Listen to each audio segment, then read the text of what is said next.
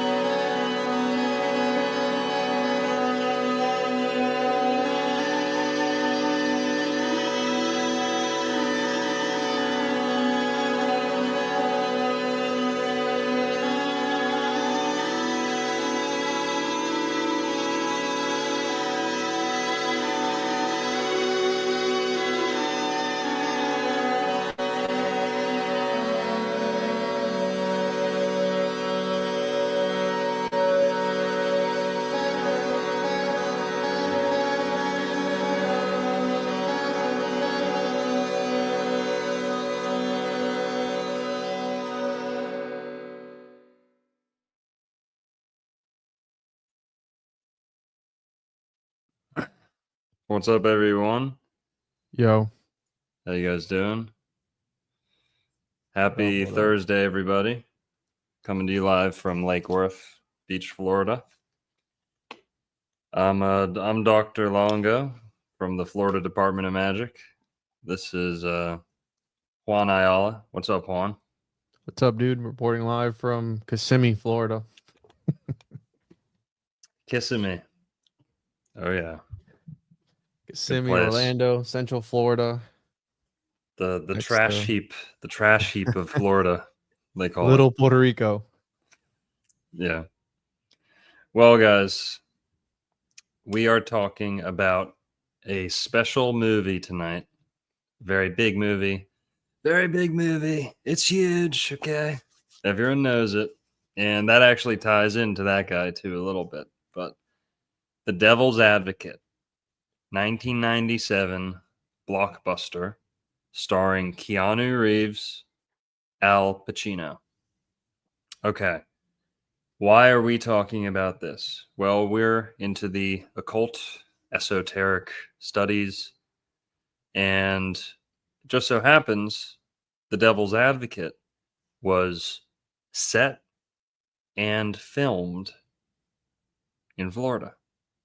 Partially, of course. The second half of the movie, or most of the movie, takes place in New York, but it starts and ends in Florida. And we're going to discuss the role that Florida plays, but we're also just going to break down the esoteric symbolism, the conspiracy theories associated with it, some of the astrology, of course, because that's always important when it comes to dark magic in Hollywood and stuff like that. And yeah, I'm usually not like a big Hollywood conspiracy theory guy, but this one is worth digging into and very, very relevant to my Garden of Eden theories, right? Florida being the Garden of Eden. We've talked about the history of that theory on this YouTube channel. And yeah, that's where we're going to be launching off from. But Juan, what do you got to say up front about The Devil's Advocate? You said that you're not a big Hollywood conspiracy guy. Why is that? And what do you exactly mean by that? No, I mean, of course I'm into it. I'm aware, but that's also not to be a little, but that's kind of like entry level conspiracy theory. I don't want to be too snobby or anything, but everyone knows how it goes. 9/11, aliens, and decoding Hollywood, right? Yeah. That's kind of like where people start out. So I'm not talking down on it. Of course, we're doing it right now. I think it's really cool, but it is like, it's not the most, who knows? I'm down, bro. I'm down.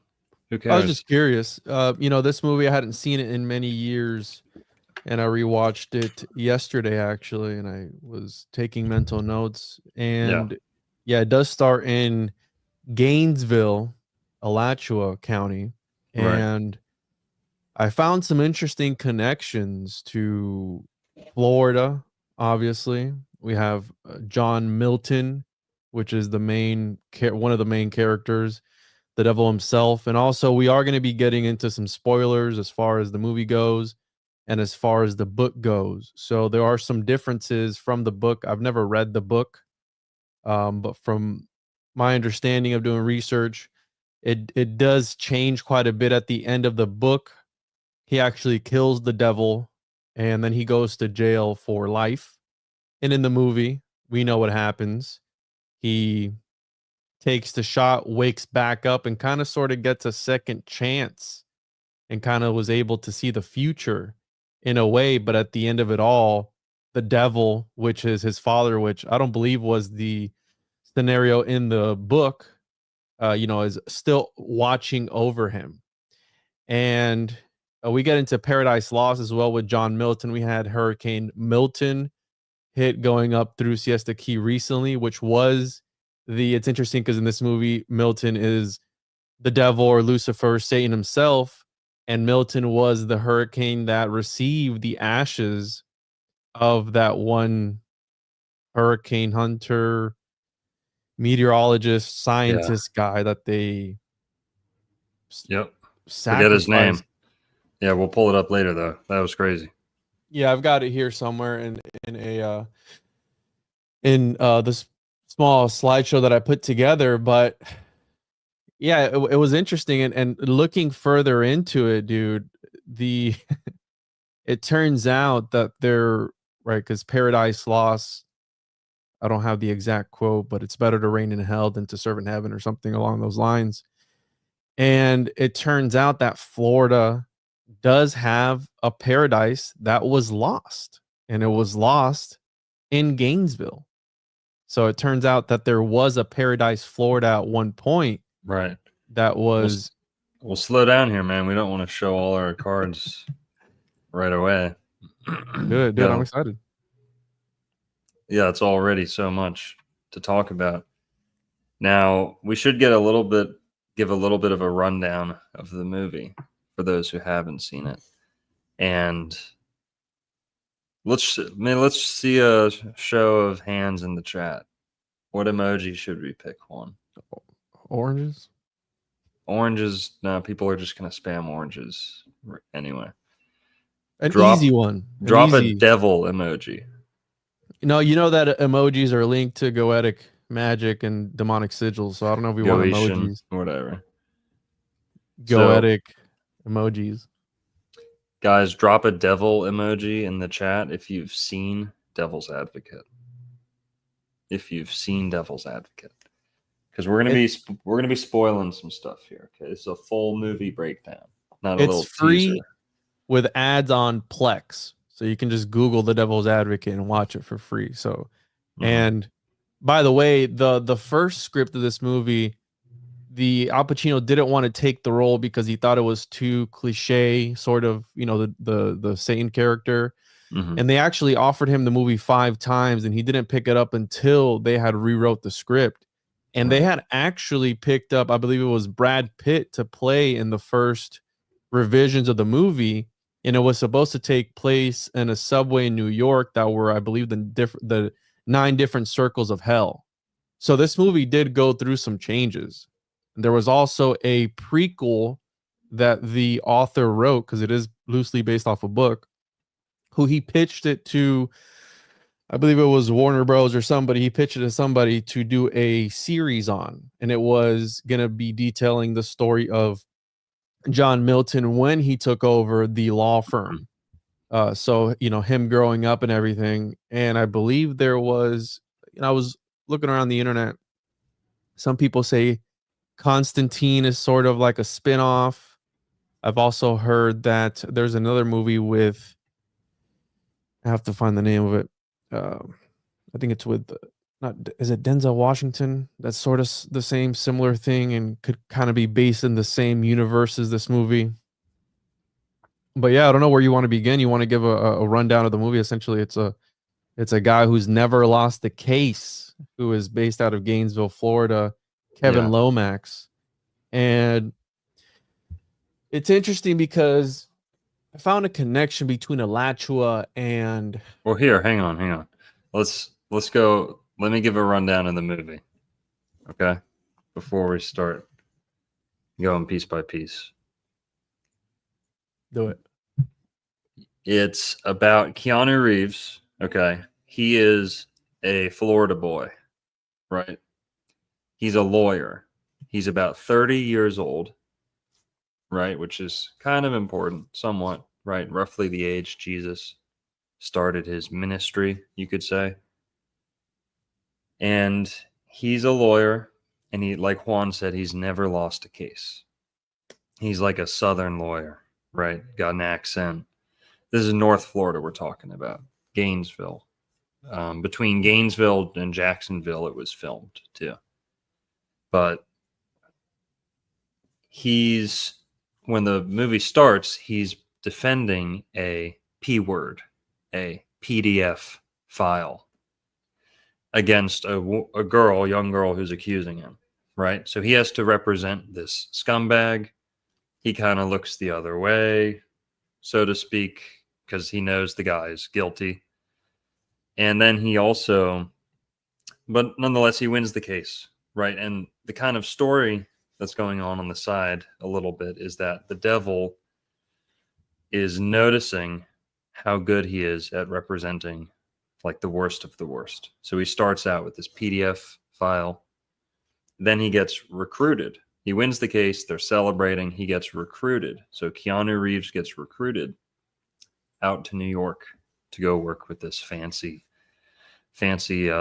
law firm, kind of, where he's the legal representative for this firm, and they do a whole bunch of stuff. Law is just part of it, and you figure out it's dirtier and deeper and more corrupt than that.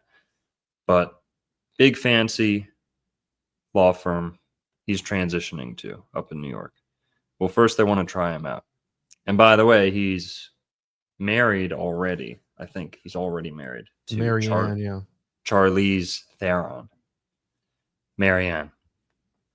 And when the movie starts, she's got long, curly blonde hair. She looks great. Okay. Angel curls. Yeah. Then, and she's very supportive of everything Keanu wants to do. Kevin, right? His name's Kevin Lomax. Mm-hmm. She's very supportive of Kevin. Well, they decide to go up to New York, try out this new law firm. It's very fancy. All the people live in fancy buildings and condos who are part of this firm. And of course, the boss is Al Pacino. So you kind of get a dramatic leading up to when he meets the boss, and boom, he meets Al Pacino and all this stuff. Well, he gets hired, blah, blah, blah. They know he's very talented, right? He's never lost a case. He doesn't plan on losing any. And he was willing to look the other way in terms of his clients incriminating themselves. You know, he'd kind of cover up for it, or he would put his morals to the side. Well, then they kind of test him. They're testing him to make sure he's bulletproof. So he has to represent, the next thing he represents is a animal sacrifice case where this like voodoo priest, Santeria priest, is sacrificing goats. Lambs in the basement of a New York, urban environment. Not allowed, of course. Sanitation issue, animal abuse issue. So he has to represent this animal abuser, or this, guy partaking in animal sacrifice. And he's like the lowest of the low. He's like dirt poor. But you realize that he and the highest of the high of society are on the same page. So the voodoo priest at the bottom of, the social but he wasn't, though. He had 15 million in the bank.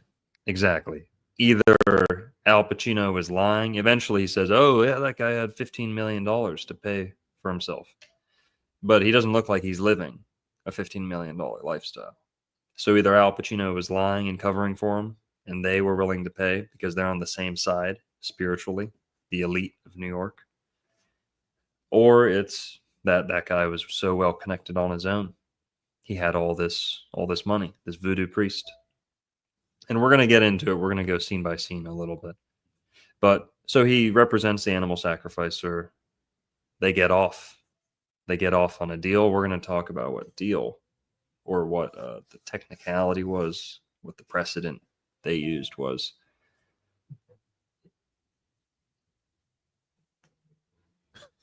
Making sure that I think there's music. Someone's playing music or something. But he gets this guy off. Okay. He gets the voodoo priest off, and they use religious freedom as kind of the justification. Then he has to represent someone even worse. He has to represent a guy who just M-worded, K-worded, okay, his wife. Slain his wife, okay? Killed his wife. You can say it on YouTube, I don't know, whatever. But this guy shot his wife, still has a kid that's alive, acting like he didn't do it. Keanu now has to represent this guy. And where that's filmed is very interesting. who that guy's character was modeled after, the man who's accused of the crime. All that we're going to get to. But so they're testing Keanu. He has to represent kind of a bigger and a bigger scumbag each time, more and more evil. And eventually you realize who's the boss of this firm that wanted to hire him out of the blue, pull him away from his homeland. His boss is the devil. Al Pacino's the devil. So Al Pacino, he's acting crazy. He's acting like he's on cocaine. He's acting like he belongs to a certain religion. But Very flamboyant. he is all over the place. Very quintessential Al Pacino performance. Okay. But that's really it. The ending. Yeah, they eventually realize he's the devil. And Keanu's wife, it's especially hard on his wife. She kind of realizes this before Keanu does. Marianne realizes this before Kevin does. And yeah, their life falls apart and it ends pretty tragically, but then there's a twist at the end, right? Like Juan said, they come back and are given seemingly another chance, but it might be another trick by the devil. Because the ultimate twist at the end is that Keanu is the son of the devil, son of Satan, and then commits the S word, commits sushi-cide, okay, in order to like escape the trap, or to escape the life that he's trapped in. But he comes back, and voila, like Juan said, the devil's right back again because he's his son. He can't escape that, you know. But another thread going throughout this movie is that Keanu's mom, so Kevin's mom, is super, super religious and got knocked up by Satan when she was visiting New York. Okay. So that's pretty much the story, the rundown. You missed one important part, bro. What is it? At the end, he wanted him to have relations with his half-sister in order to birth the Antichrist that was supposed to take over everything. Yeah. And he didn't accept that, and he did it. Then that's when he committed sushi-cide, and you're right. That's when Satan or John Milton gets super pissed off. And I took it the other way around. So the ending, right, when he's given this sort of second chance and he loses his first case. When I saw that, I took it as that the devil, his dad, has been working in the background in his favor, almost like a Faustian bargain to help him be the best lawyer there ever was. And that's why he never lost a case, because I think that his father was always around. And even though Satan in that archetype, he claims that he doesn't make people do things, but he kind of sort of gives them the tools to do things. And one of the main scenes is the subway scene with the Hispanic guy, where he's telling him like, yo, your chick is with Carlos or something like that on your green sheets doing some stuff, and he's about to do some stuff to her. Why don't you go put that knife where it belongs? So he didn't tell him, hey, go do that thing. But you can already see where the dude's mind was, and he kind of was manipulated to go do that. Mm-hmm. Right? And that was the whole thing about free will, and that's why he did what he did. Like, do we even have free will? Or is it all just scripted? Yeah. Yeah, because Satan is supposed to be the master of this world, and astrotheologically, Satan is Saturn, who's also in control of time. Well, let's start at the beginning in Florida. And right off the bat, why did they set this movie in Florida? They took the story to New York, but why did it start in Florida? Well, the movie's filmed / set in Alachua County, Florida, Gainesville, but also partially in Jacksonville, so on the East Coast. But Alachua is kind of north central Florida. And Alachua is very interesting because it's where the Seminole Indians are said to have came out of. It's also where some of the earliest openly Jewish people in Florida first came to live and settle. And it's one of the earliest inland towns in Florida, right, was in Alachua County. And this goes back to the Levy family. Juan, would you mind looking up for me? Moses Levy, Florida. Please. Moses Elias Levy. Yeah, that The guy. guys with the gold. Yeah. Yeah, let me pull this up for you here in a second. Hold on. I gotta put on the dark mode for this. This is crazy. Mm-hmm. All right, so here we go. From Morocco, is this guy? Yep, a Moroccan Sephardic Jew who was also involved in the slave trade, who was one of the early developers in Florida in like the 1700s. So before the United States was even a country, you had this settlement happening in Florida that was called New Jerusalem. Right? See if you can keyword Alachua in there.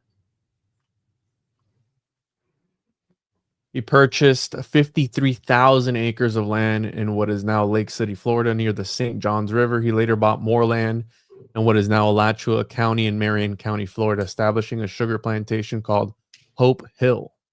Yeah. Yeah. And his son, what's his name? David Yulee. David Levy Yulee. His son, David Yulee, became Florida's first senator and America's first Jewish senator. And they were involved in the Confederacy, the slave trade, and much of the Confederate gold ended up on their land. There's another movie that we're going to be talking about soon called Yulee's Gold, which was like a total psyop movie to throw people off the trail of the actual Yulee family, but for another time. Alachua, Gainesville, that area, the Seminole Indians came out of there, who on my YouTube channel, I've argued that they have Semitic heritage, the Seminole Indians. Who would have thought? Not enough time to go into that right here. But we know that some of the earliest Jewish people in Florida settled that area, like Moses Yulee. And he started a place, a utopia, Jewish utopia, Jewtopia, you could call it, called New Jerusalem. And it was supposed to be the place where all of the Jews from Eurasia and Africa could escape to. That kind of worked out for a couple of years or so, but eventually they just moved to all the different parts of Florida. So, number one, the movie starting out in Alachua. Why? There's a little bit of hidden history there with the Seminoles, with early Jewish presence. But Florida in general, North Florida, why did they go, the early Jewish settlers go to that part of Florida? Well, it's on the same latitude as Jerusalem, as Israel. 30th latitude, 31st latitude. The northern border, the northern state line of Florida is the 31st latitude, parallel north, which splits right through the middle of Jerusalem. Okay.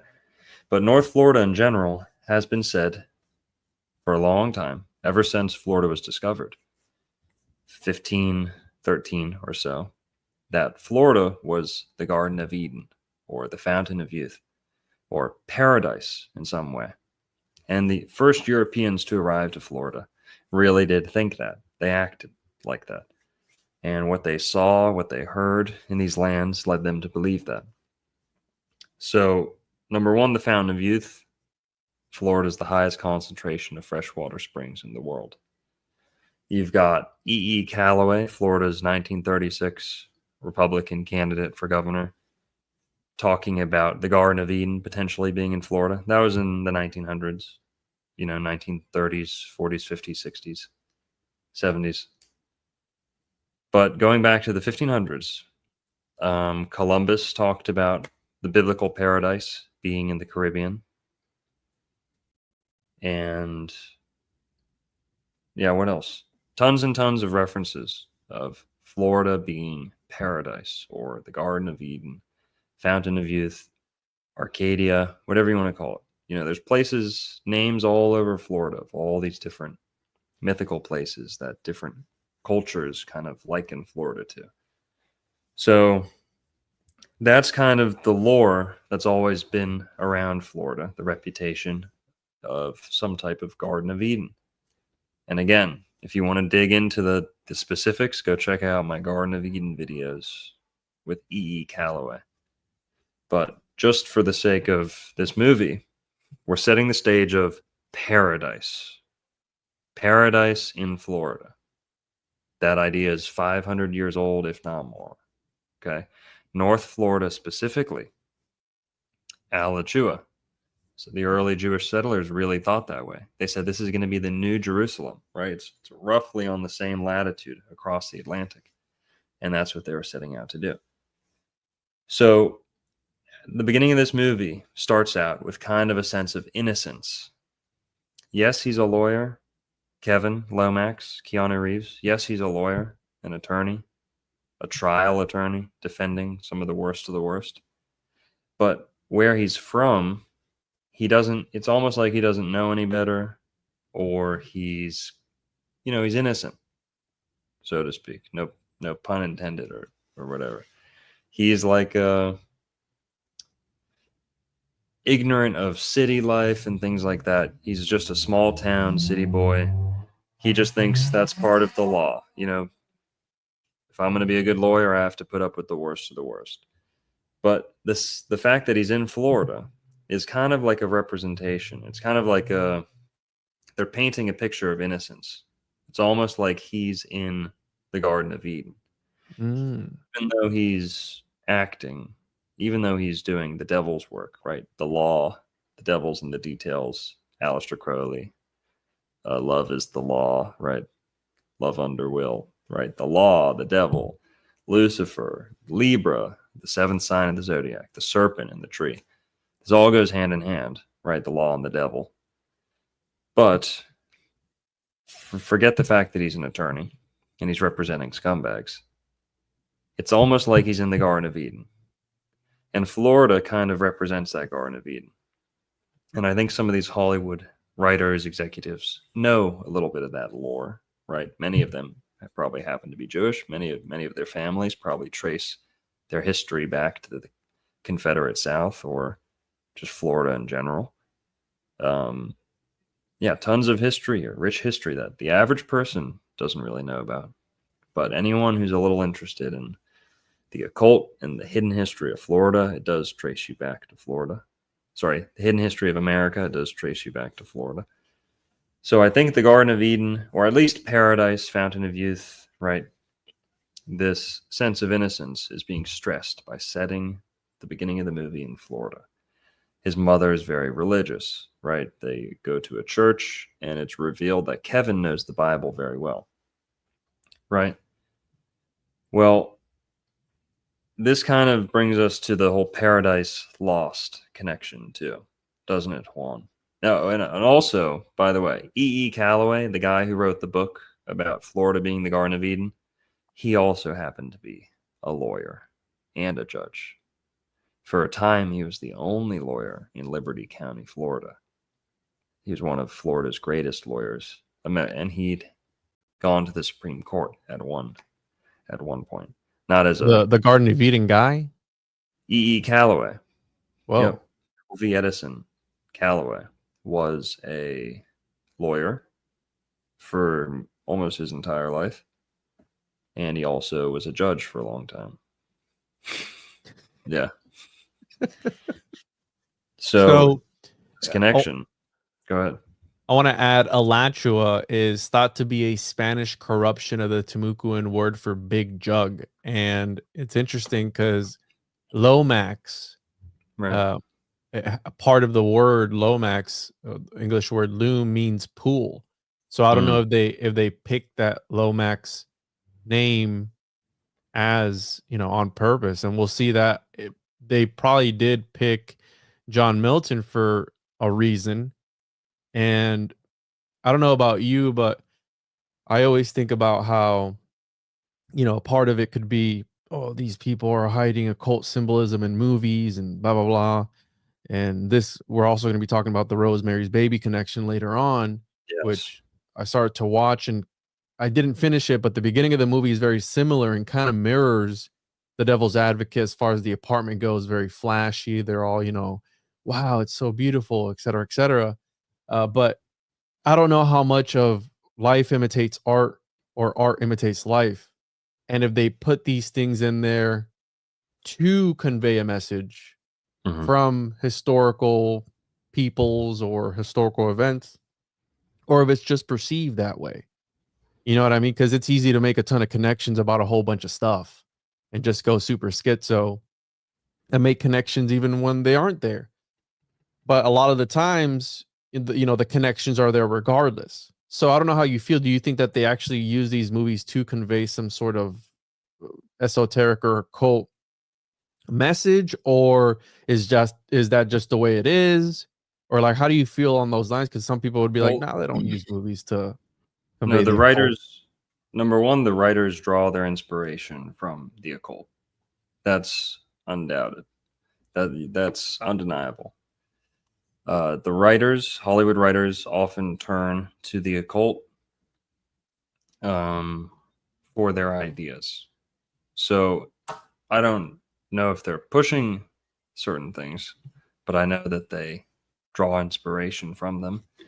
I also know that art imitates life, and I know that God can sometimes be the author of all these coincidences and harmonies. Sometimes the devil can be the author of all these coincidences and harmonies. So, I am an old school conspiracy theorist too. I do think that they put out that they have to put out breadcrumbs. There has to be a consent. By they I mean the Hollywood elite and whoever's pulling their strings, the lizard people, New World Order, crab people, whatever you want to call them. That they do need our consent, and they can manufacture consent by putting these little breadcrumbs or subtle, black magic. The first thing you have to know about black magic is they often tell you what they're doing to you. They often have to tell you, right? Just like a vampire has to be invited into the home, right? So I think that by putting these things in movies, we're kind of consenting to a similar treatment. But that refers to just any kind of theory floating around in the Hollywood conspiracy sphere. But with this movie in particular, we'll see. Let's get farther into it. Can we pull up a picture of kind of just one scene where they're in Florida? Yeah, So people can get let the me vibe. pull up my screen here. Give me 1 second. I'm gonna pull up the first scenes of when they're in the courtroom at the beginning, right? I mean, Sure. with this fellow, he looks like a Yeah, pig, right? Why is it in black and white? he does look like a pig man. Is it in black Black and white? Yeah, don't Look at play this any guy. clips. We can just skim around. So that's the courtroom that the movie starts out on. That's the PDF file. That's the diddler right there. This is at 3:33, so Illuminati confirm right there. I hit that on accident. And he's representing him. And Keanu kind of pulls a sneaky move. He puts evidence in at the last second.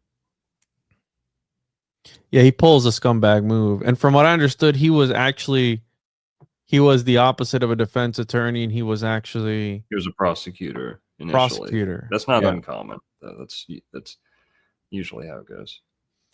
is the part of the movie where he's kind of hearing things, right, and kind of seeing things, and he does interact with what we later find out at the end of the movie, Mm-hmm.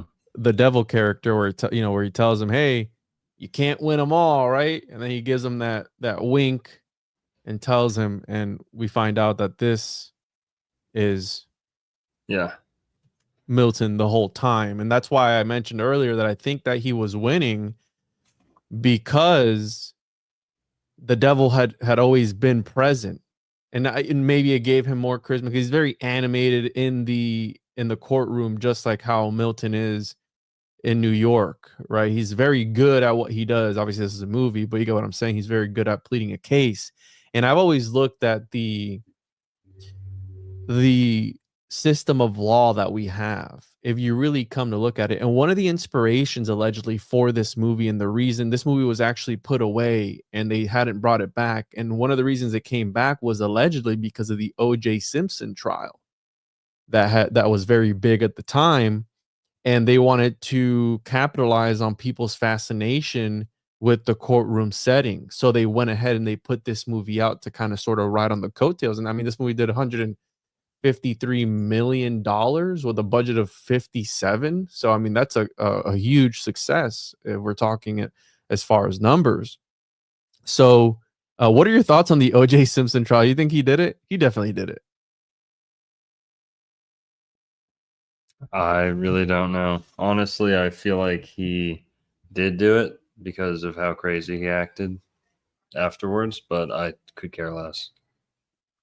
The thing that this guy has in common with Al Pacino is they're both very short. I thought that was kind of interesting. He's wearing the high heels in the movie, but by the way, OJ is orange juice, isn't it? Yes, so it very is. Florida-esque. Where'd that trial take place? Was that New York?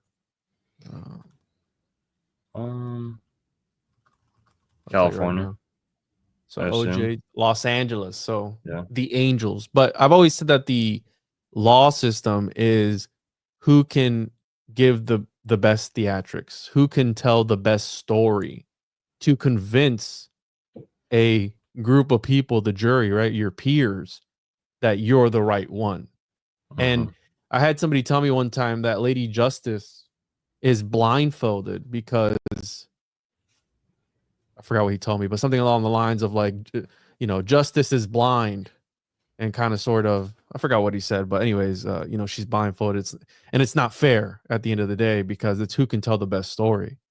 And obviously you see it here, and it's happened time and time again throughout history where they just got off on technicalities where you could 100% tell that person was guilty, but because they had a good, people hire good lawyers because they're good storytellers. They're able to warp things around and make them seem what they're not. And even in this movie, we saw the developer guy got off because they lied on the stand. They made his assistant make an alibi up. Right. How many times has that probably happened throughout all of history? A bunch, I'm sure. So he gets off. Here's the little girl that's talking about the guy. Turns out that the guy later in the movie, they caught him with, I believe it was a 10-year-old's body in the back of his car. Later in the movie, when the guy from that department goes to pay Lomax a visit and tells him all the corrupt connections that John Milton's firm has to Russia and money laundering and all these other shady operations. Again, very devil-esque, right? You'd be involved in death and war and corruption and all that stuff if you were the devil, right? Right. And here they are, and this is where they talk about being in Alachua. They go out drinking, and that's when he takes the deal with the devil. I thought that was relevant. They're at a bar, right? Libra, the law, Lucifer being the seventh sign of the zodiac, Libra with Venus and Saturn in the same sign. That is the bar. We're talking about last time. Libra rules the lumbar, the lower back. Rules the bar. You got to pass the bar to become a lawyer, and it rules the bar. where you go and drink and socialize and live a libertine lifestyle. And that's when he makes the deal. This is kind of when he takes the deal with the devil. Mm-hmm. He's drinking, not in his right mind. So they go outside. And by the way, the devil's still drinking with him right here. That short little guy is still hanging out. Oh, with yeah, him. right here, this guy. And then comes in a sharp-dressed black man. And Keanu makes a comment about him being black. And he's like, man, you look too... He's like, you're dressed too nice, you know, to be like a black guy from around here. He's like, oh, I must be on it. Like, my friends must be pranking me or something. Well, then he's like, no, he's like, I'm dead serious. He's like, I've got a job for you. So this is the guy who invites him up to New York. Now, this is kind of relevant to what we were talking about last time with Robert Johnson selling his soul to the devil. The American Southeast United States folklore of the devil being a sharp-dressed black man. This isn't necessarily the devil, but it's the sharp-dressed black man who's getting Keanu, to sell his soul to the devil. Because he's the one, this is the guy who shows him the check, shows him how much money they're going to be paying him. And Keanu's mouth, like, drops. And the wife, when he asks his wife, what do you think, hon? Should we do it? She's like, for that much money, I'll do anything, right? So they kind of shows you what they're coming from, how they react to seeing that much money. They're very innocent. In Florida, they don't need much to get by. You know, they're happy where they're at. But then they get tempted to go up north. Kevin's mom actually talks about how going to New York is like going to Babylon, right? And touching on the Garden of Eden theory, what was it that took Adam and Eve out of the Garden of Eden? The eating of it's not necessarily an apple, but commonly thought to be the apple. New York has Babylon. Thank you, Juan. That's good right there. That the big apple is Babylon. And the apple, right, the mistake, Adam and Eve, it's like Kevin and Marianne leaving Florida. Adam and Eve biting into the apple, getting kicked out of the Garden of Eden. Mm-hmm. And also, you mentioned something about Saturn earlier. Yeah. This movie won the Saturn Award. Oh, wow. In 19, whenever it was. Let's see here. It grossed 153 million at the box office and won the Saturn Award for Best Horror Film of, I guess, that year.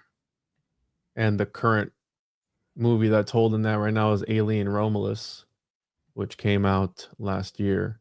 So it's given out every year since 1972. Nice.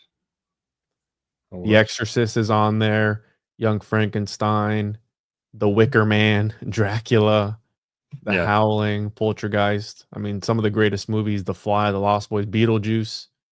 All the Silence of the Lambs is another crazy movie too. All those movies are Saturn awarded, which Saturn, Satan, right? Yeah. Yeah.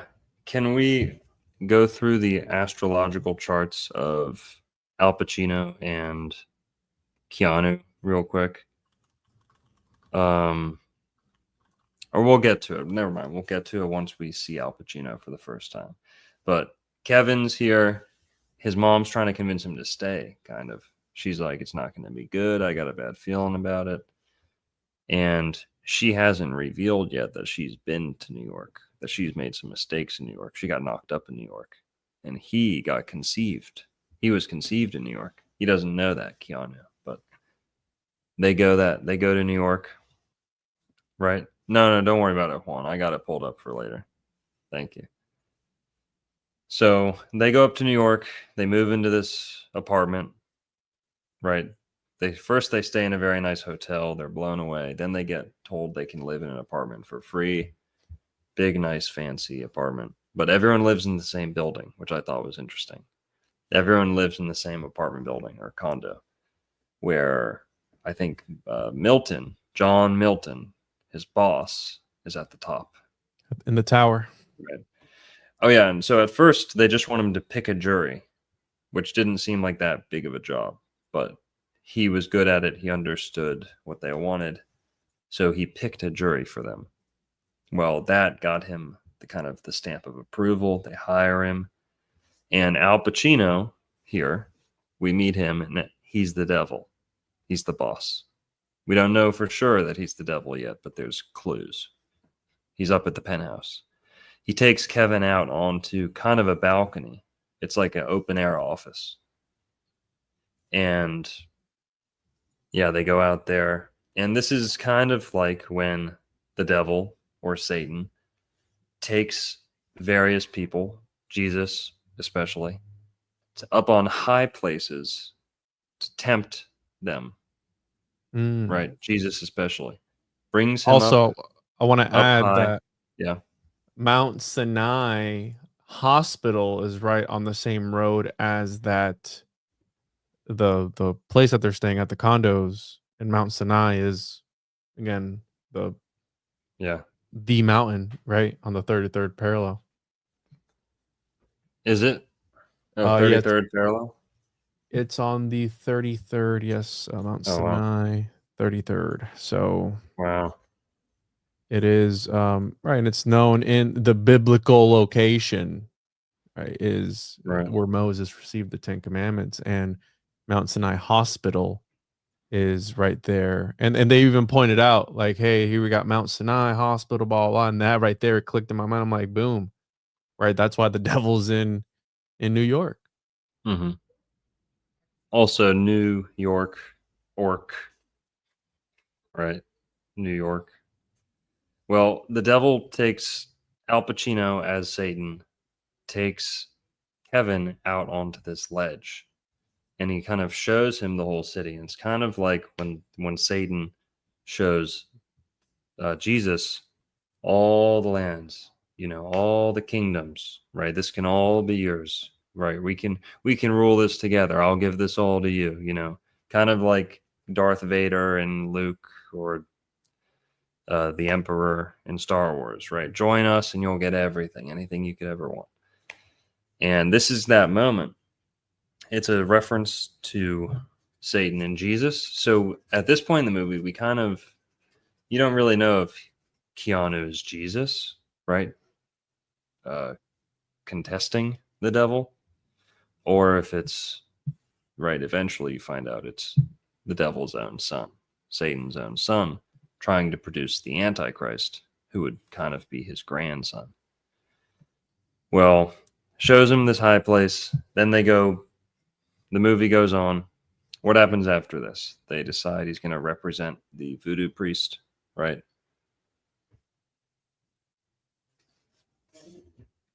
I got to make sure I don't flash any of the nudity scenes. I got to be careful here. Oh, true. Because there are some nudity. But here's the tower. Here's he's telling him, like, you got Mount Sinai and hospital and all this stuff here. But and this is where, you're talking about the connection of Kevin, sort of, he might be Jesus or the good guy or something. But this is where Paradise Lost comes into play, because it's essentially about the fall, but from the perspective of Satan or Lucifer, right? So you have this story where you think there's a good guy that's going to come from it, and I don't think he kind of learned at the end, even then, because he was still tempted at the very end. So I don't know if he actually did change all that much. I mean, who knows? He might have changed, but he kind of switched to a different sin, right? It was mostly money in this one, or maybe pride. I don't know, but vanity is my favorite sin, right? That's the whole thing. Vanity at the end, right? So pride and vanity kind of get called the same sin a lot, but it seems like it was mostly greed the first time around in his first life. Then at the end of the movie, he resets his life by, bang. But here's the scene. Yeah. So yeah, the NYPD busts in on this guy sacrificing animals. Here's where it heats up and gets tied back into Florida again. Okay. Now, this voodoo priest, Santeria, Yoruba, I forget the right terminology, but it's this Afro-Caribbean magic, right? Black magic, where they're sacrificing animals to these spirits. This voodoo priest is doing this in a place he's not supposed to. It's a very, urban area. He's just in like a dirty basement. There's animal parts all over the place. The cops break it up. It's a health code violation, sanitation issues. Okay. Well, for some reason, the top law firm in the city is taking this case. They are representing this seemingly dirt poor voodoo priest. Well, and like I said, the case goes on, and eventually their argument is, in the movie, Kevin argues for religious freedom, right? Religious exemption. He's just practicing his religion. He can do it wherever he wants, whenever he wants. And it's no different than eating lamb or eating sheep, okay? Well, guess what else? At the end of the trial, as he's arguing, kind of the climax of the trial, he notices or comments on the judge being Jewish and says, "Judge, it's just like the kosher slaughter. How's it any different?" Well, Keanu being from Florida, he kind of knew that. He kind of had that in his pocket, right? Alachua, Florida too. But he notices the judge's religion, and then they get off, right? The judge kind of sides with him. The jury sides with him, but the judge is sympathetic because of this. And guess what, guys? Juan, can you look up the Hialeah sacrifice trial, please? Hialeah church trial. The Church of Lukumi Lukumi Bembe. Yeah, something like that. Lukumi Bembe. Lukumi Babadu. Santeria is an Afro-Cuban religion developed as a syncretism of Roman Catholicism and Yoruba religion. This one right here? Yeah. So there was a Santeria sect cult that was going on in Hialeah, which is a neighborhood of Miami. And this happened when? At the end of the 80s? Early 90s? Or earlier? Says 1993. Okay, 1993. The Church of the Lukumi Babalu Aya versus the city of Hialeah. So this is pretty much the same thing. And the Devil's Advocate took direct inspiration from this. It's the exact same case. They just plucked it from Florida and put it in New York. Direct inspiration for the movie. I've never seen anybody talk about that on YouTube. All the little breakdowns of Devil's Advocate I saw on the internet, none of them talked about this. It's too spicy. You're not going to get it anywhere else, okay? This is a direct reference to a Santeria cult from Florida. Hialeah, they were sacrificing animals, doing the chicken swinging, all that shit. Okay. They got busted, raided. They threw some of them in jail, right? Accused them of animal abuse, obscenity, whatever. Something like that. Slapped them with all these charges. Well, they must have had some good lawyers, but they got out of it. And the argument was, well, we're in Miami. This is Hialeah. Many people in the courtroom were probably Jewish, like I imagine, right? Miami, the Miami area, you've had some of the most Jewish mayors and the upper leadership of those cities for decades, right? Almost 100 years, if not more. So with all the Jewish people around there, they're very familiar with kosher slaughter. And they would talk about kosher slaughter in this trial. And that's exactly where Devil's Advocate got the inspiration. Because kosher slaughter, they pointed out the irony. How can we get in trouble for this when the Jews are allowed to But they're slaughter? God's chosen people. Well, the judge the solution actually was not good at all. Okay. The solution was, okay, they do sacrifice. Now you can do sacrifice too. Everyone gets to do animal sacrifice now in Miami and in most parts of America because of this, the precedent that this set. So now everyone's allowed to sacrifice animals in South Florida. Now, I don't know if that's, every single city, but Dade County, the precedent that's been set allows for voodoo, Santeria, all this shit. I've been to chicken boneyards in Miami. I've told the story on here one time. I went on a date with a chick, and I told her I was spiritual. Okay, big mistake, right? Should have said I was just Christian, right? You should have just told her you were gay, dude. Basically, told her I was like, oh yeah, spiritual, whatever. She took me to a boneyard. She was like, oh yeah, this is where the local Santeria people sacrifice chickens. And there was thousands of chicken bones all across the ground. My bike actually stopped working on the way back home from that. Uh-oh. Interesting. Completely locked up. Chain locked. I can fix a bike. This was unfixable. But sketchy shit with the voodoo. Don't get into it at all. Okay, working at a spiritual store, guys, I can tell you, don't get involved in any animal sacrifice whatsoever. It'll haunt you. Anything you could potentially gain far outweighed by the terrors and the tragedy. Okay. But they took that scene of the movie. The inspiration was from Florida. So another link to Florida. Hialeah court case. What do you think about that, Juan?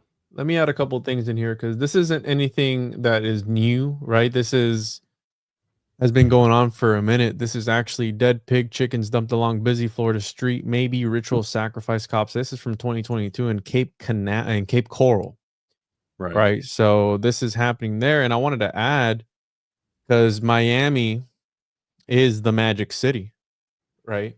And in this was 93. In 1974, according to the Sarasota Tribune, Miami-Jackson's Memorial Hospital. Now, there was a famous person that died here. I forgot who it was. Miami. Sorry, Bob Marley.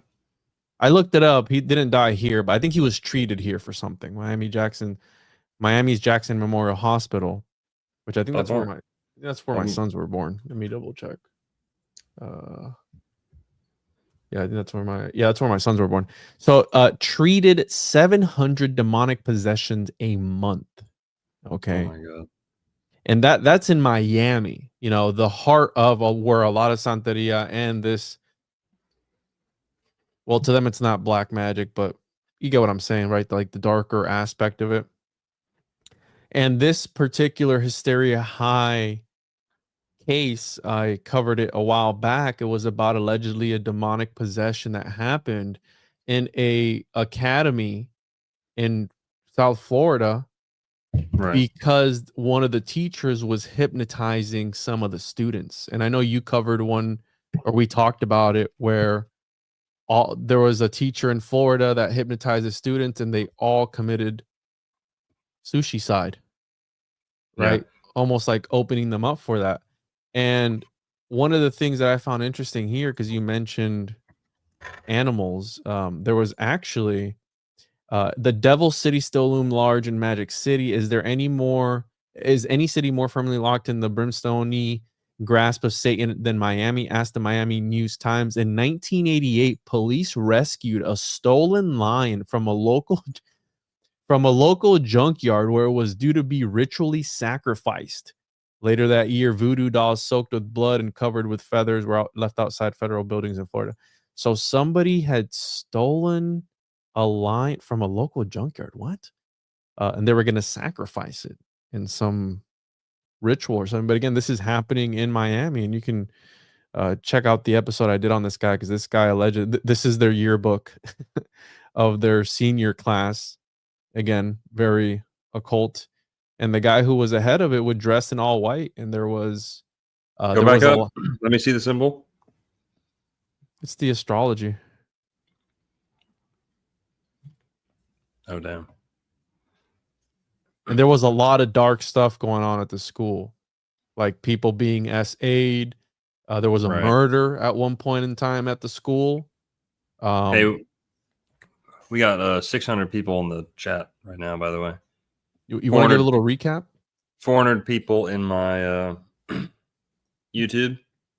600 people total across all our platforms. Thanks for being here, everybody. Just to give a little recap, we're talking about The Devil's Advocate, a 1997 Hollywood blockbuster about a lawyer who takes a job, leaves his home in Florida, goes to New York, and ends up working for the devil, for Satan, but he doesn't realize it till it's too late. And yeah, that's where we're at. But here, Juan, can I, since we're touching on astrology a little bit, can we look at the astrological charts of Al Pacino and Keanu Reeves? I've already got him up here. Sorry. Is this a good one or no? No, that one sucks. This is legit. There you go. I'll show you what's up. Okay, so we got Al Pacino. He's a Taurus.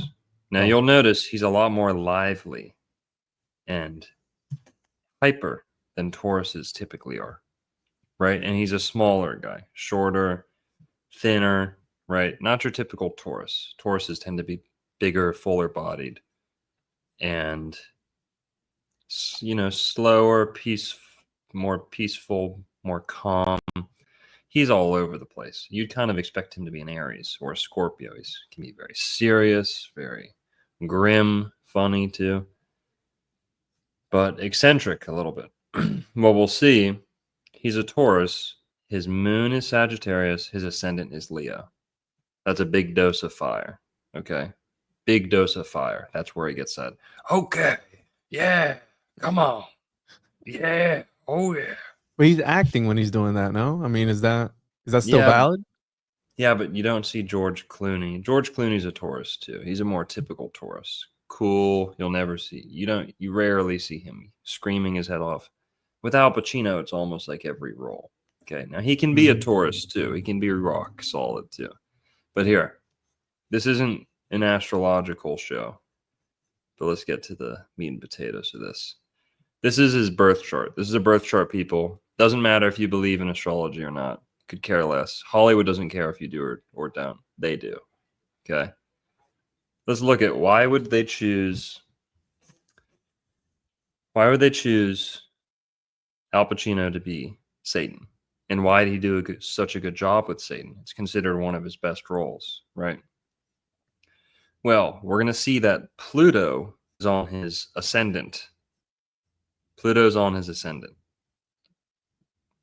Pluto is the planet of darkness, death, the underworld, revolutions. Okay.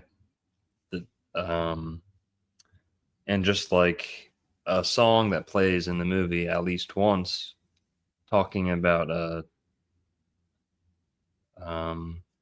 Rolling Stones with the devil. What's it Painted called? Black? Yeah, that one plays. That one's in there. There's another one. Sympathy for the Devil.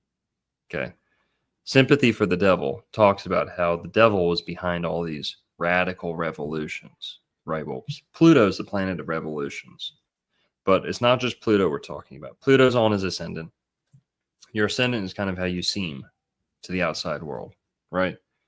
Your facade, your veneer, your outer self. Well, he's got Pluto there. Pluto's very serious, dark, right? It rules Scorpio. So that's like Halloween, darkness, death, sex, intensity, right? Extremes too. Very hot, very cold. Well, what else is there? His sun, and those are the two things you start out with in an astrological chart. You start out with the sun, or you start out at the ascendant. So on the ascendant, you're seeing Pluto rising, right? It's not quite in the first. No, it is in the first.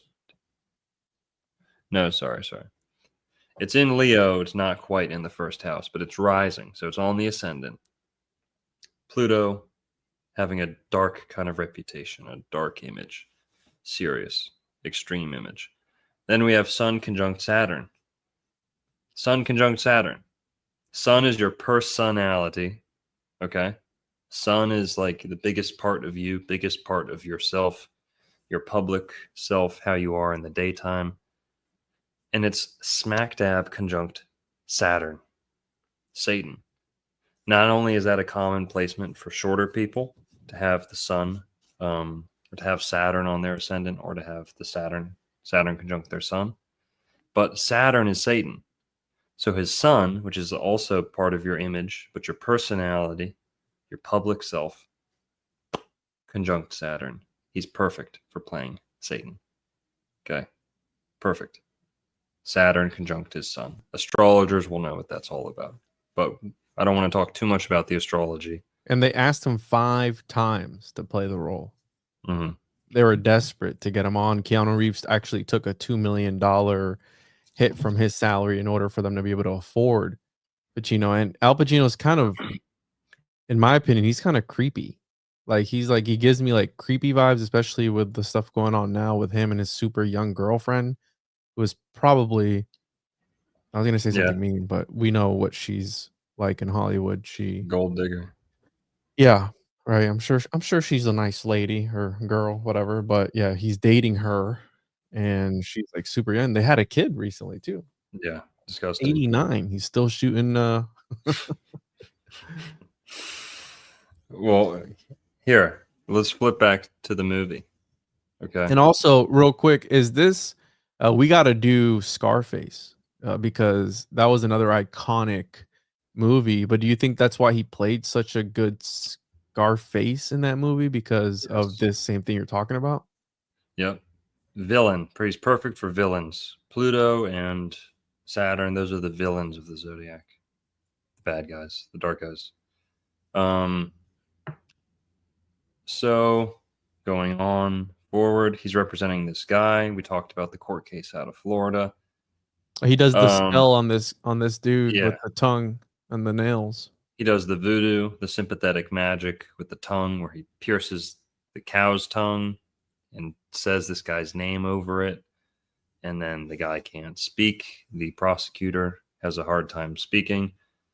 But, okay, so let's go next scene, the next sequence. Oh, this one right here. I want to talk about this one because... Okay. Let me see if I can get it on the right. Anyway, I'll pull it up. So in this scene, we have like a little Easter egg here, where they're both walking, and then you have halo lighting. This dude with this, and it was weird because, and I knew it was a message because literally it's the only guy that walks behind them in this sort of way, where he kind of like pauses there for a second and then continues. Halo lighting, right? You have Lucifer, right? The bearer of light, the light bearer. Phosphorus, which Florida is accounts for 97% of the phosphor, the phosphate, which we're going to be doing an episode here soon on. They supply 97% of the fertilizer in the United States, at least that I know of. And phosphorus, right, which is known as the light bringer, which kind of goes against the Garden of Eden a little bit, because we're talking about Lucifer or Satan. But again, we're talking about Paradise Lost, where it's about the fall, but from the perspective of Lucifer.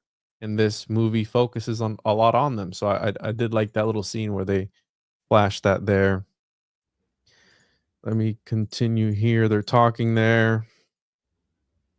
Oh, yeah, he speaks Chinese. That's something very interesting.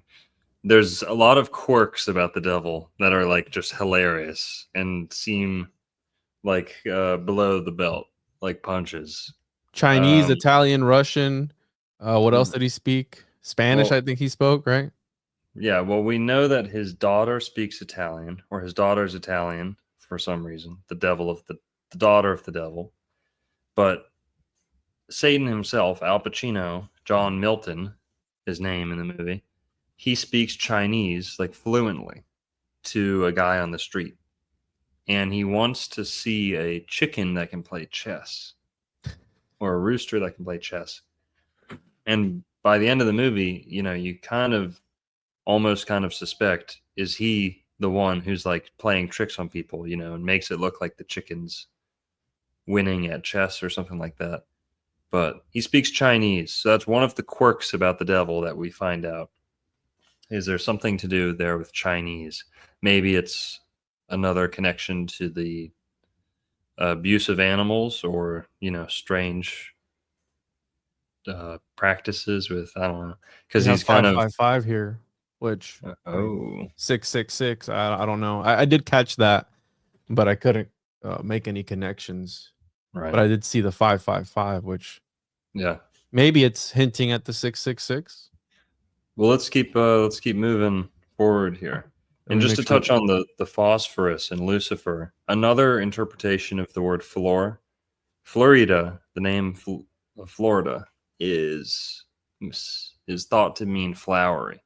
But if you go back to Flora, she's the goddess of flowers, springtime, and light. So Flora is also where we get words like fluorescent, okay, meaning light.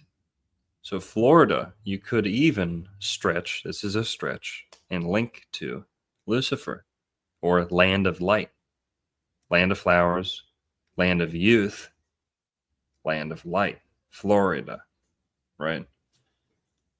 But regardless, and fluoride, yeah, thank you. Big war going on between Florida and fluoride right now, guys. Stay tuned. This scene here where he makes her cut her hair, right, or put it up, and then she ends up changing her hairstyle. Yeah. I did catch some people talking about, because they're angel curls, right? Right. I want to get rid of the angels. And this is kind of where she starts to have her downfall. Yeah. After this interaction with Milton. So yeah, she starts gaining weight, and Al Pacino, John Milton, tells Keanu's wife to cut her hair, that she doesn't, that it, even going as far as to say she doesn't look good with that hair. Whereas I'm not a big Charlize Theron type of guy. Okay, jury's still out on her. We don't know if she's a full trans or not. Okay, but I'm not big on her to begin with. But when they chop her hair, she looks terrible. Okay, she looks like a heifer, and she only gains more and more weight as the movie goes on. She just looks terrible, right? But she has this. They give her like a bob. Okay, this short hair, and it's a direct tip of the hat. It's a direct pull from Rosemary's Baby. Because in Rosemary's Baby, I forget if she starts out with short hair, but in Rosemary's Baby, which is a movie about a innocent couple, the man is trying to make it in Hollywood, trying to make it as an actor. Not Hollywood, I forget. That might also be New York. Correct me, guys. Where does Rosemary's Baby take place? Okay, so also New York. And directed by Roman Polanski, or created by Roman Polanski, of Manson murder infamy, right? Roman Polanski, when he was young, it was at Roman Polanski's house that the Sharon Tate murders happened. So Roman Polanski created Rosemary's Baby, which is a decent movie. You know, it's pretty ahead of its time for like the 60s or whatever. And that movie's about a couple. It's mainly focusing on the wife, the girlfriend, the wife, and eventual mother, Rosemary. And they're tempted into city life. It's very similar, right, to Devil's Advocate. Devil's Advocate, very influenced by Rosemary's Baby. And in Rosemary's Baby, she ends up getting short hair, very short hair. It's like symbolizing she's cutting her life away, right? Like cutting her soul power away, her connection to God, however you want to look at it. But she cuts her femininity away, right? Becomes like one of these like gender neutral antichrist slaves, okay? And a prototype to one of them, a flapper. And she, in Rosemary's Baby, this other movie, she ends up getting tricked or the plan is to impregnate her with the son of the devil, the Antichrist. Now, we'll talk about that movie another time, maybe. A lot to dig into there. You want to talk about the connection with the Devil's Advocate and Rosemary's Baby, Roman Polanski? Yes, that's what I'm getting at. Can you go to the Taylor Hackford Wikipedia page, please? Taylor Hackford? Hackford. Yeah. So Taylor Hackford is the director of Devil's Advocate. The Devil's Advocate. This guy? Yeah. Now, He looks like the Devil's Advocate. Yeah. Let's go to his Wikipedia, please. He directed Devil's Advocate. He loved Rosemary's Baby. He openly admitted it was inspired by Rosemary's Baby. He openly admitted to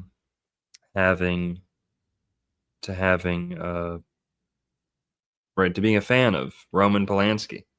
And guess what, guys? Roman Polanski, not only was he involved in the Manson murders, okay, where Sharon Tate was murdered at his house when he was out of town. Oh, how convenient. Roman Polanski, out of town.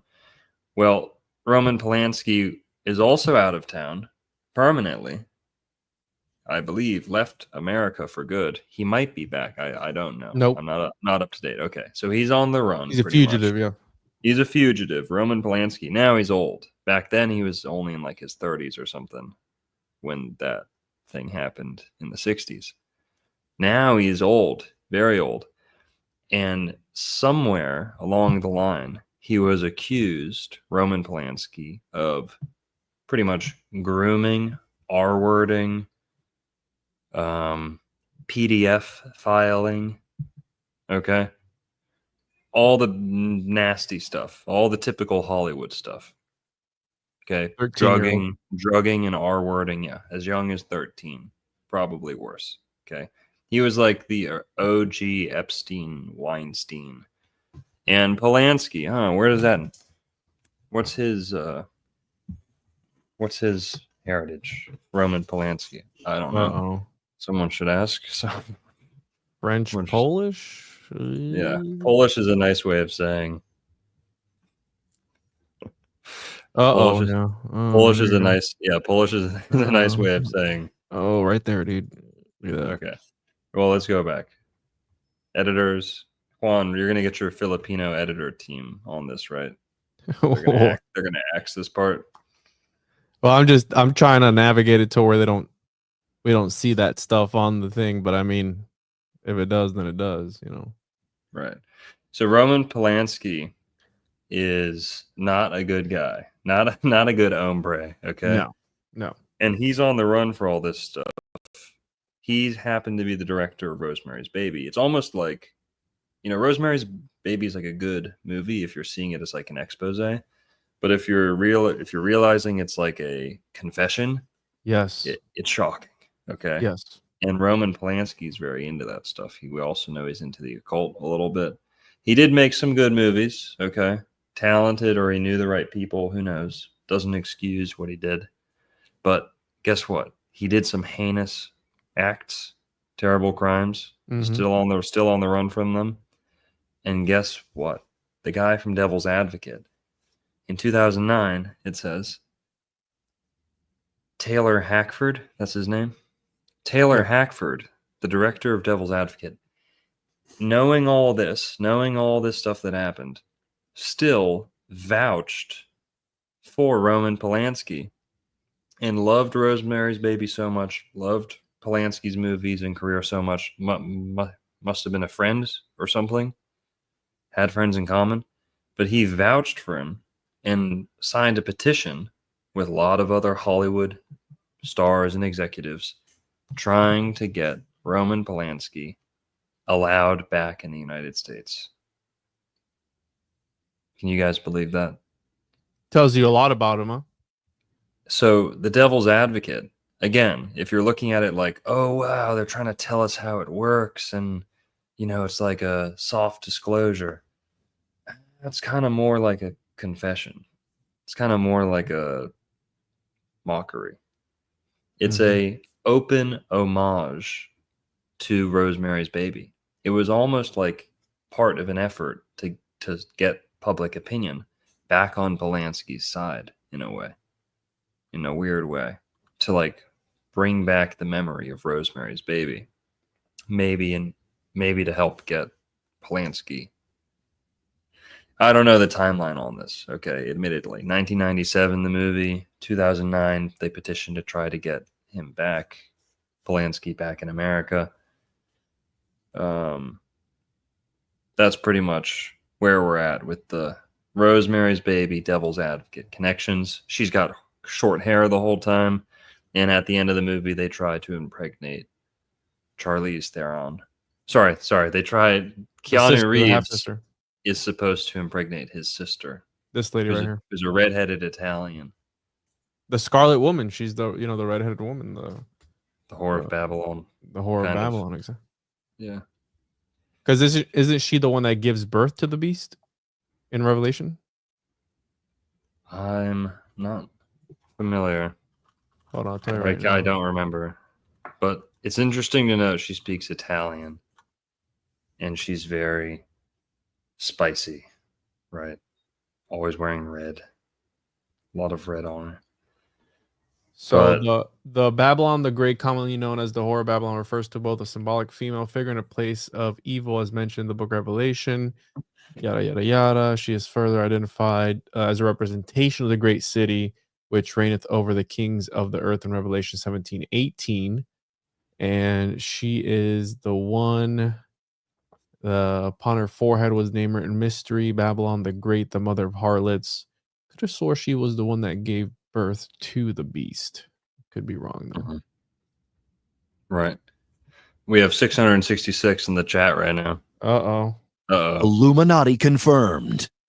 Shit. Let's skip. We got to move through this movie a little faster. Let's do it. They're at a party. His sister's trying to seduce him almost the whole time. Oh, okay. Here we got to see one point.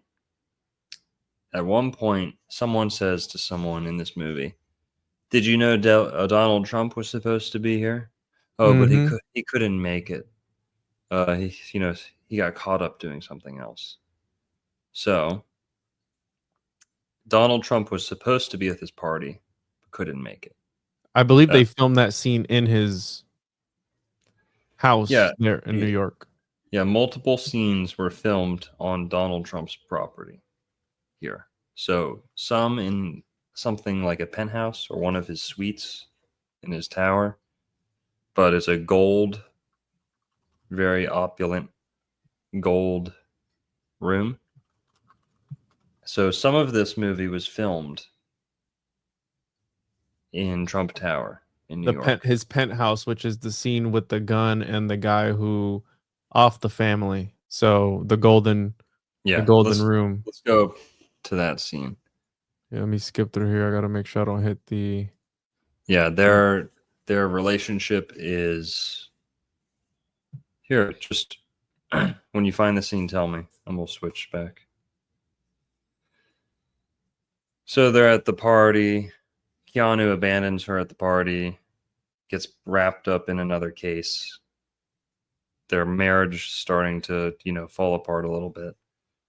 And you got it yet? Does he meet the guy?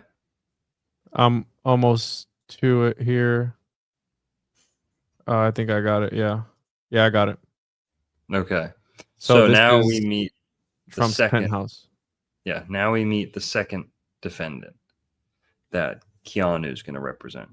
And this character, kind of like Back to the Future with Biff, right? They're telling the future a little bit. Biff in Back to the Future is modeled after Trump, right? Well, it just so happens that this guy, I forget his name. What's his character's name? I'll find it here. Alexander Cullen. So Alexander Cullen's character was actually partially modeled after Donald Trump. Now, it's interesting that Trump was directly referenced in the movie earlier. Okay. But this character, who's living in Trump's house, or living in Trump's penthouse in the movie, filmed in Trump's penthouse. Alexander Cullen is somewhat modeled after Donald Trump. Not entirely, but arrogant, rich, right? Now, I don't agree with the angle they're taking there, but partially modeled after Donald Trump and set, or it's being filmed in Donald Trump's penthouse. Okay. So if you could see the color here, it's very opulent. All the gold. Yeah, you can see it. This guy's accused of shooting his wife, and she died. So, but he's denying it. He's having an affair, right? Allegedly, right? Yeah. And that's filmed at Trump Tower. And what else is interesting is, you got anything to add to that? Juan? No. Okay. What's interesting there is... You good? No, yeah, sorry, I forgot what I was gonna say. Had something else to say about him. This guy.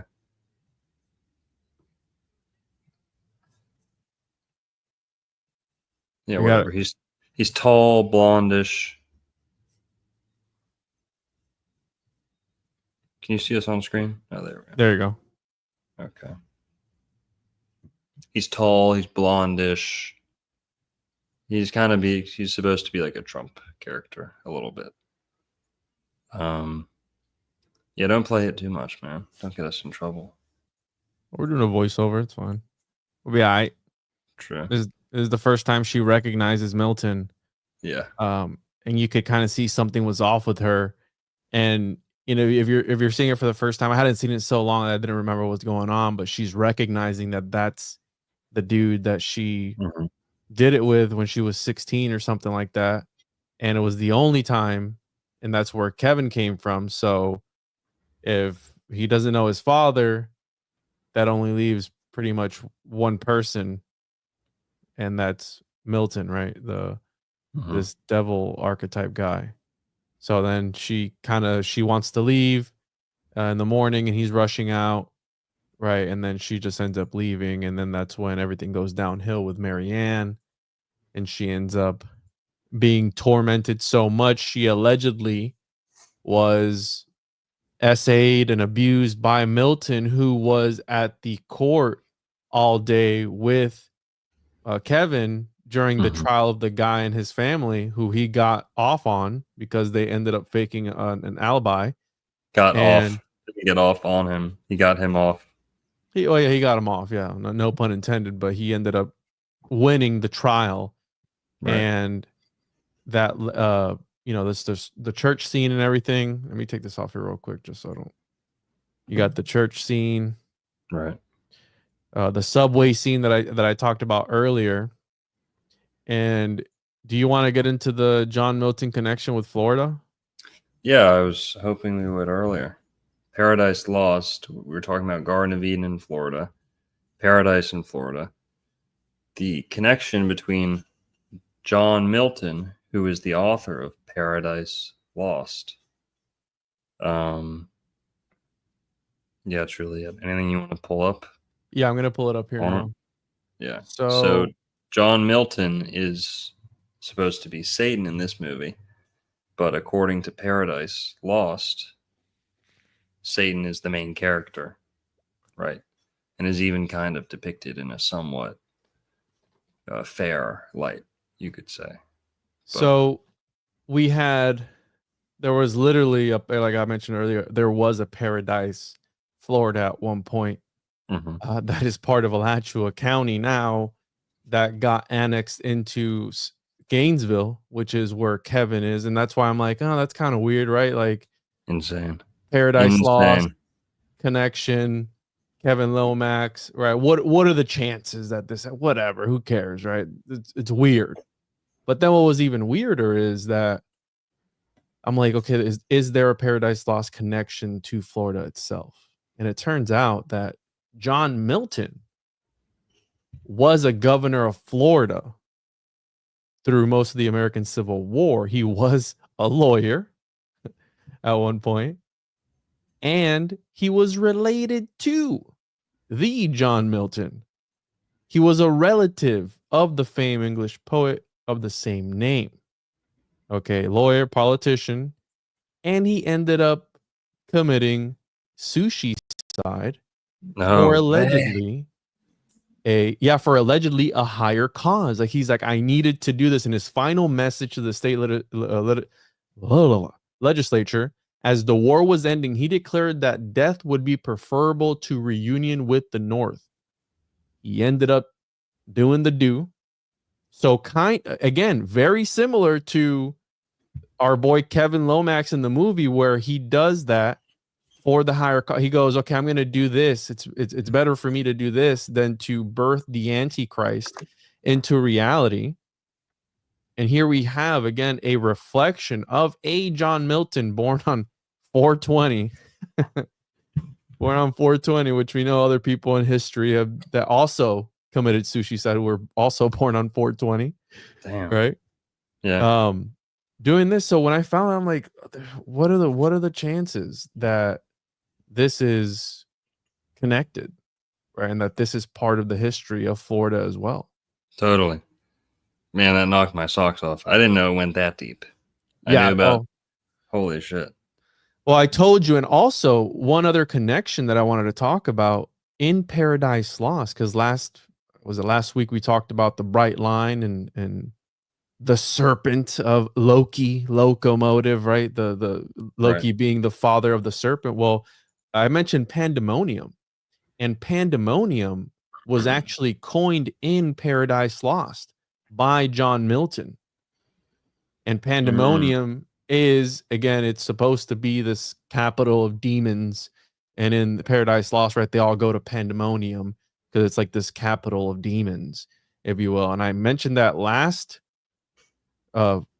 week, and it kind of related to what we were talking about today in a way, because it's quite literally connected to coined by John Milton himself, which was super, super interesting. Yeah. Man, guys, piping hot gravy. Hit the Illuminati confirmed, guys. There was an actual Paradise, Florida that's lost, no longer there, and ended up becoming a part of Gainesville, Florida. And also Alachua County. Yeah, Alachua. And you also mentioned Jacksonville. That's St. John's County. Right. You have the St. John's River. Yeah. St. John being, important. And St. Well. Mary's River. And St. Mary. So are they painting a picture with these movies? Are they telling a story? I think they are telling a story. You're saying it's a confessional. It's a confessional. And whatever. It's a confessional of these people, and they're putting it into movies. And I think that's and here's the thing, bro. It's revelation. People are like, oh, it's revelation of method. I think that's just a lazy way of saying, there's something there, but we just don't know what it is. It's like, oh, they have to tell you. It's like, do they? Right. Is it that out there that some dude in his basement is able to figure it out on his own? Like, here, I found it. Like, I think these people operate on such a higher frequency that it's not as subtle as that. I think they may make it seem like that, but I don't think it's that simple. Mm-hmm. Let's keep going through some scenes. Try and make it to the end. Yeah, let me make sure it's not. All right. So, which scene did you want to see? I'm here at the end when he pulls the trigger and hang on. You're skipping. Just way too far. Let's go to after he gets the guy off. No pun intended. Yeah. I'm gonna pull it up now. After he gets this guy off. The guy, he can't see his family. Marianne commits suicide, and then they kind of like drop the veil, they drop the curtain, they drop the show, the charade, and they're like, he wants to see you now. The devil wants to see you. Go see him, right? It's like, it's almost like time stands still. The whole city stands still. It's like, okay, now the devil, Al Pacino, is going to tell him what's really up. And Kevin goes up to the up to the penthouse, and his sister's there, half sister, right?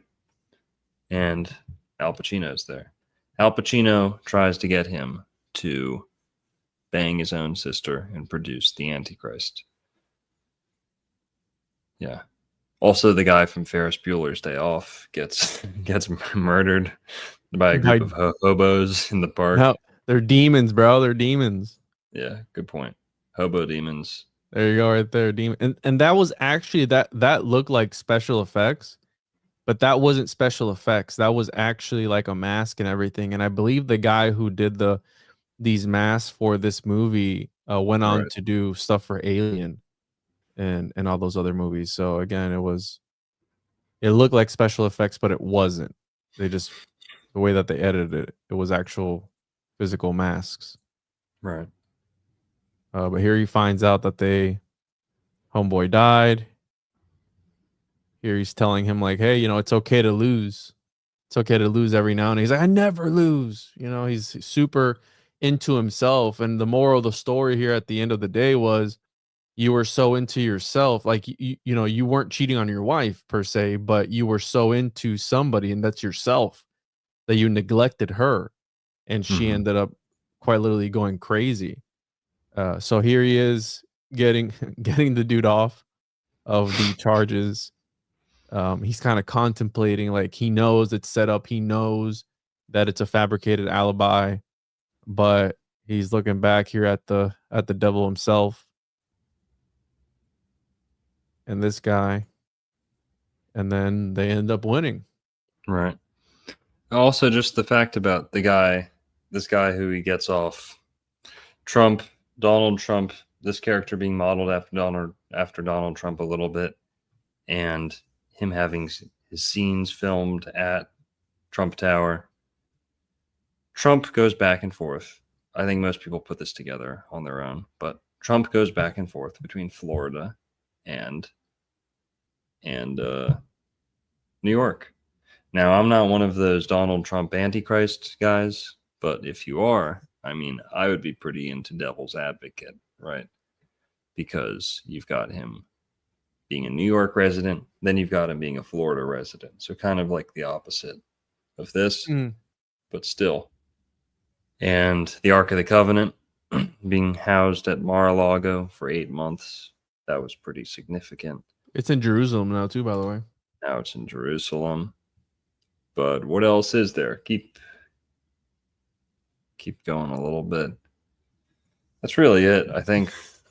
Anything else, guys, in the comments? Anything else you notice about the movie? Let me look at my... so we had Hurricane Milton. Trump and Jared Kushner. Yeah, Keanu's Jared Kushner in the movie. Let me pull up my slideshow here real quick. Hold on. What the hell is it? Did I exit out? Might have exited out. Let me pull it up here real quick. I might have one or two other things that as far as connections go. But yeah, we had the hurricane with Homeboy that was sacrificed to Hurricane Milton, quite literally. Let's look at that. The guy that they dropped into his ashes. The guy whose ashes they dropped into. So, Paradise Lost. We talked about that. Pandemonium. Yeah, I just want to touch on Florida was born on 3/3, right? So Illuminati confirmed. 27th state, which if you kind of look into the number 27, it's actually linked to the Holy Spirit. Right. Also 999. And 999. Yeah. Yeah. You have Cinnabar, which was 33. I forgot why I put that in. I think I was trying to form a connection there, didn't find one. But the Hurricane Milton guy, somebody put, you might be cool, but you're not. Your ashes in the eye of a hurricane level cool. And this was when Hurricane Milton came by. This hurricane. Meteorologist. Yeah, let me pull it up. Was he a meteorologist? He was a scientist of something or other. So renowned scientist. Ashes dropped into eye of category 5. Hurricane Milton is lasting tribute. Yeah, guys. So when this hurricane came by, not Helene, but Milton came by and hit Florida, right? It was like, again, John Milton, Paradise Lost. It went straight for Siesta Key, right? We covered this a couple months ago. We did a live, yeah. But basically the meat and potatoes of it is that this meteorologist, or whatever his role was, working for NOAA, NOAA, go figure, NOAA, watching the weather, right? Like Noah's Ark. We talked about that and all that stuff. But NOAA, this guy died who worked for them. And how did they decide? What did they decide was a good way to spend taxpayer dollars or their, funding, right? While everyone else was like battling over toilet paper and, ginger ale, they took the ashes of their coworker, flew it into the hurricane, and dropped his ashes into the eye of the hurricane. What was this guy's name again? Peter Dodge, who I believe was also born on 3/3, if I'm not mistaken. Peter Dodge. So we got Jupiter, St. Peter, whatever you call him, Doge, Peter Dodge. Or died on 3/3. I'm sorry, he died on 3/3. So he died on the date that he died on Florida's birthday. Yeah. And then they dropped his ashes into the eye of Milton. What the hell? And he died at 72, right? So another number, 27 backwards, 72 demons of the Goetia and all that stuff. Again, I'm sure he was a nice guy, but what an odd thing to do. It's odd. And this is the first time ever that they've done something like this. You're saying taking taxpayer money while everyone's like fighting for their life, quite literally. And here they are like, what would be cool? What if we took that dude's ashes and hear me out, and we threw them into the eye of the hurricane? Yeah. Who even comes up with something like this? Yeah. Right here, October 8th in the eye. They're doing like a ceremony, essentially, waiting for him to get dropped. Mm-hmm. He was logged on his last flight there as well. Ended with the reference to Dodge 387th and final flight. So he was actually on the flight log as well before they dumped him overboard. Interesting. That's all I'm saying. I'm sure he was a nice dude. R.I.P. Mr. Peter Dodge. But it's weird. Yeah. 100% weird. Very out of the ordinary, to say the least. Total ritual, death ritual, hurricane magic. Talk about voodoo. Talk about fucking cloud seeding. Jesus Christ.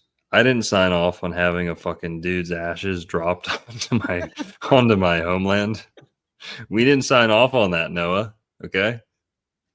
Yeah, like the repercussions of that. Like what does that do on a higher level? Right, we're talking about these people doing black magic, and by these people, I'm talking about the people in power.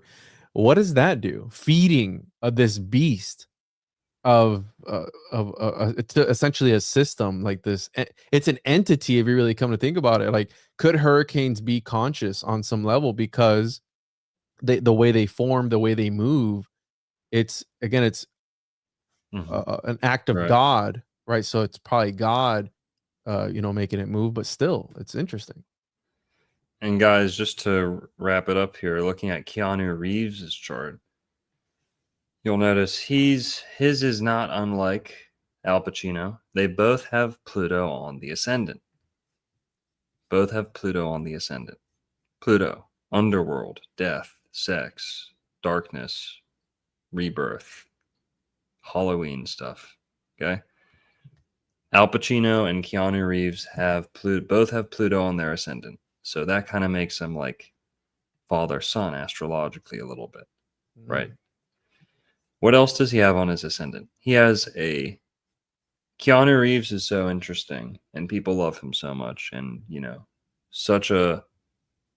so many different people like him for so many different reasons, right? I'm not a huge Keanu Reeves fan personally. He seems humble is the whole thing.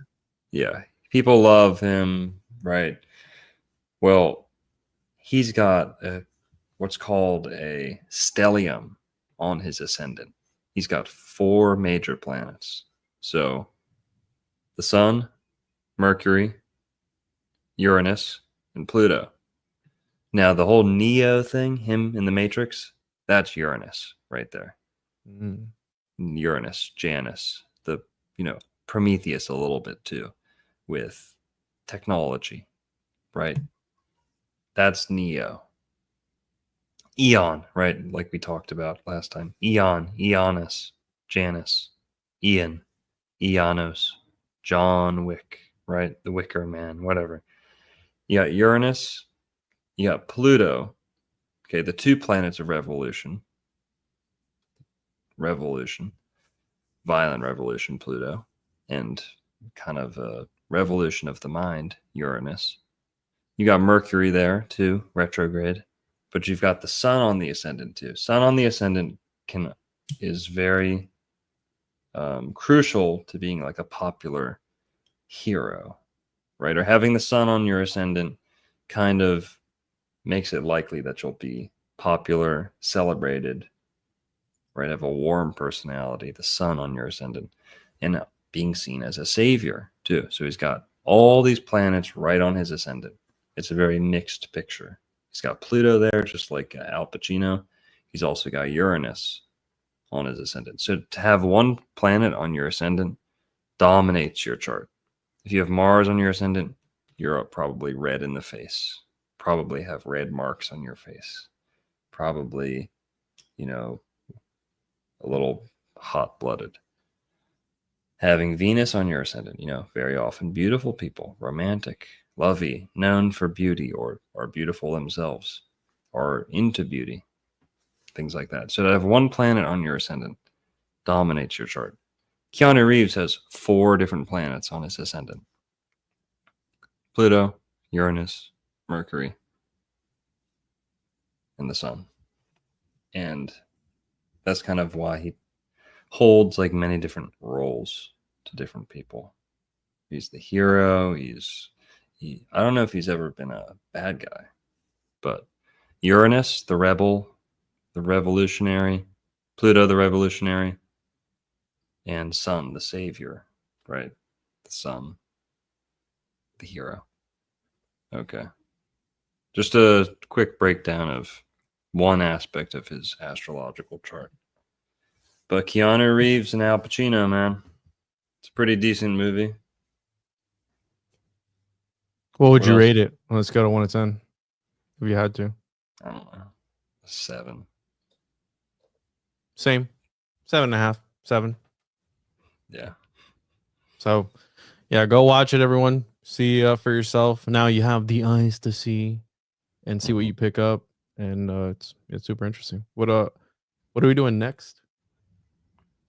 Next week? Next movie, either Truman Show, Edward Scissorhands,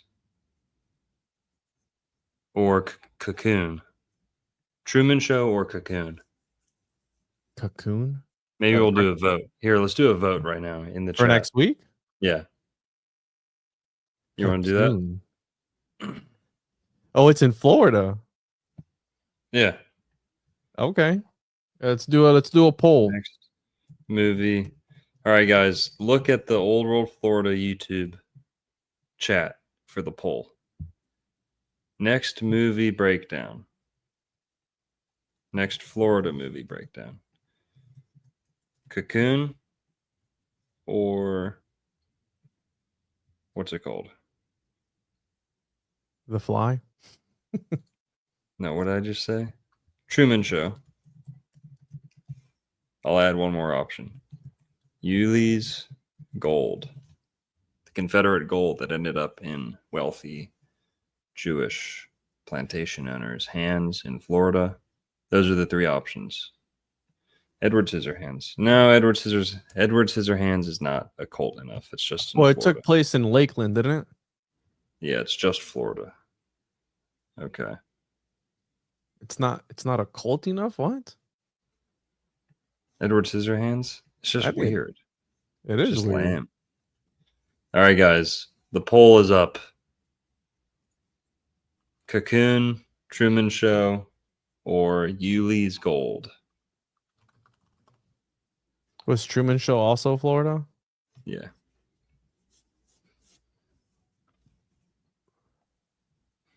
Where is it? Where does it say Florida? Oh, yeah, it's Seaside, tight. Florida. It's a tight race. In the Panhandle, dude. Truman Show's pulling ahead. I kind of want to do Cocoon. That sounds interesting. What do you guys think? We're gonna Yeah, go they with want what the Truman chat Show. says. It's flat, dude. It's flat. It's Truman Show. Look at this guy. This guy is obsessed with Florida, bro. This We're guy. on the Old World Florida page, and he's I know. obsessed with Florida. All right. Yeah, look, it looks like Truman Show, bro. That's fine. I like that movie. Let's see. All right, 52% for the Truman Show. I'm gonna end the poll. Make your voice heard now. Speak now, forever hold your peace. Oh, they don't say that in court. That's when you're getting married. All Yeah. right. Truman Show it is. Polls ended. 54% for the Truman poll. For the Truman right. Show. That's Cool. what we'll do next. Okay. Awesome. Yeah, we'll do that next week. Florida Panhandle with old Jim Carrey, an interesting character nonetheless. Mm-hmm. So this is great, dude. Shall yeah. Fun. Thanks for being here, everybody. Go give Juan a follow, the Juan on Juan podcast. And yeah, Devil's Advocate, guys. I hope we didn't miss anything too important. Leave us a comment if we missed anything that you caught, you think we ought to know about. But thanks, everyone. Have a good night, y'all. See you next week or sometime sooner. See you next week. Bye. Peace.